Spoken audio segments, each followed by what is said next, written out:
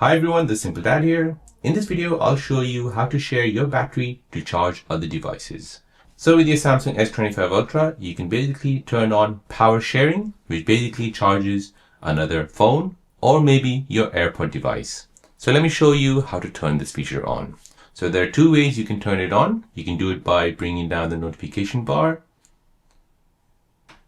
From the quick link menu, go ahead and find power sharing. If you don't see it, you can go ahead and add it. So here you need to go ahead and find the wireless power sharing mode, which looks like this. Go ahead and tap on this. Now here, this will give you some instructions on how to charge your phone. So you need to put the center of your phone back to back with another device and it'll start charging.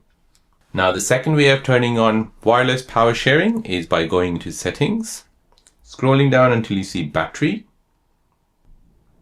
Now you want to scroll down again until you see wireless power sharing. And now from here, you can go ahead and turn this feature on. Now go ahead and press home, go ahead and turn the feature on. And now using another phone, go ahead and place it on top. Once you do this, this will then start charging. Sometimes the case can be blocking the wireless signal, so you might need to remove the case in order to charge the other device. So there you go guys, that is how to turn on the wireless power sharing mode on your Samsung S25 Ultra.